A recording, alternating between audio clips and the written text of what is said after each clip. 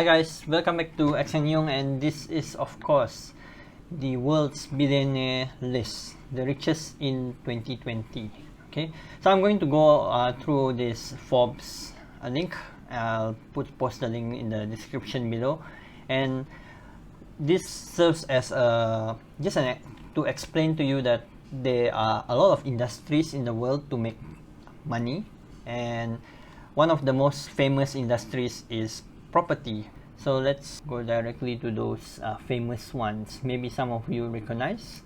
Donald Trump is the rank 1001. His net worth is 2.1 billion and he's from the United States. Most of his fortune is tied up in half a dozen buildings in and around Midtown Manhattan in New York City.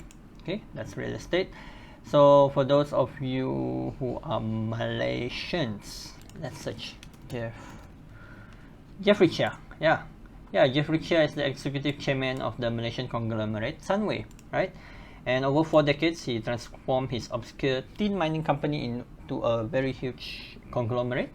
Interest in hotels, education, healthcare, and infrastructure. So mainly his source of income is property lah, okay, real estate.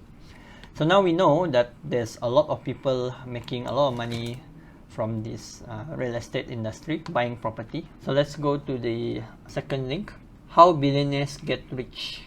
And if you go down here, industries that produce the most Forbes billionaires worldwide. Okay, so the third one is real estate. 163 billionaires in the world, which is 9% of the worldwide total, made their money in real estate. Okay, so why I'm interested in real estate? Because I come from the Asia Pacific, okay, Malaysia, and now I'm in Singapore. So in the Asia Pacific, the number one way of people making money is through real estate. You see, 17% of fortunes are actually made through the real estate industry. So yeah, so before we get into the second part of the video, I'm going to show you the data from the government of Singapore of the private residential property price index. So as you can see here, property prices has risen over the last 45 years.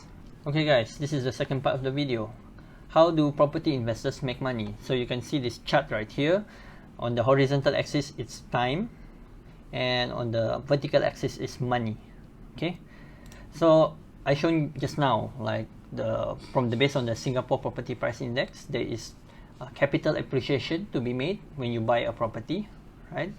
And over the time, you have higher and higher capital appreciation on the property that you bought.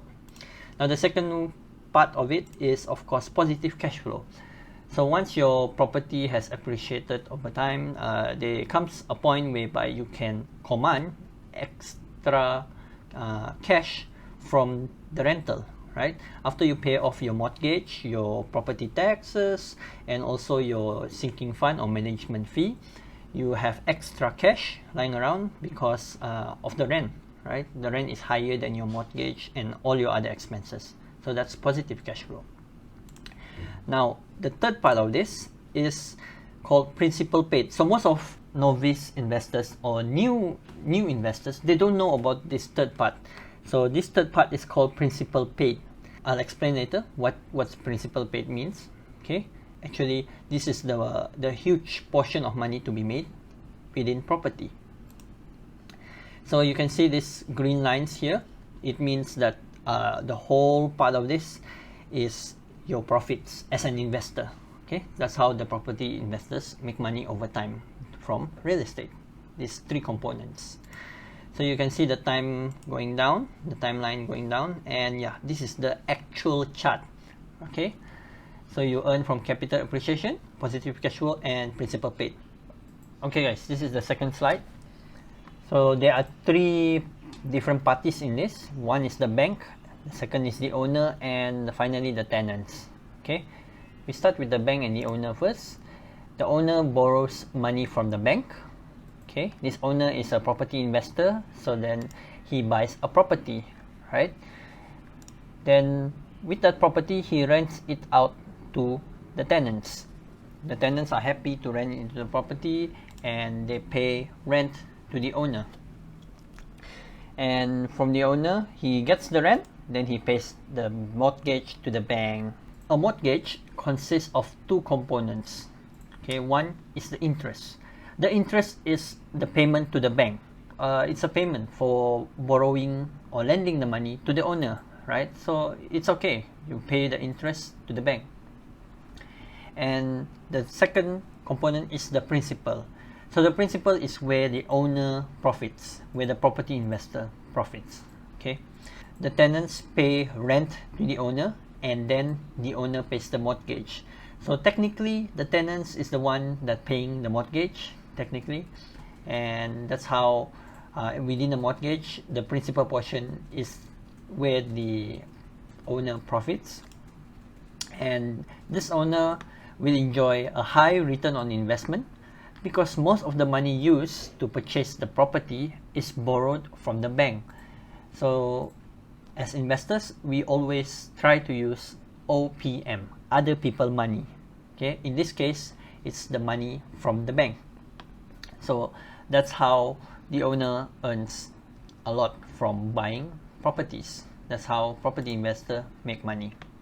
So we go back to the chart just now. We recap, we earn capital appreciation based on the property price index because property tends to increase in price. Positive cash flow after paying all the expenses and the mortgage. Then the third portion is the principal paid. Like I explained just now, the tenant pays the owner pays the bank, so that's the principal paid. And that's what the property owner earns over time.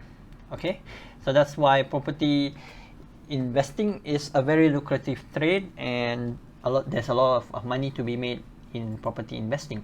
Do smash that like button and subscribe to X and Yung if you enjoy videos like this. Catch you again in the next one.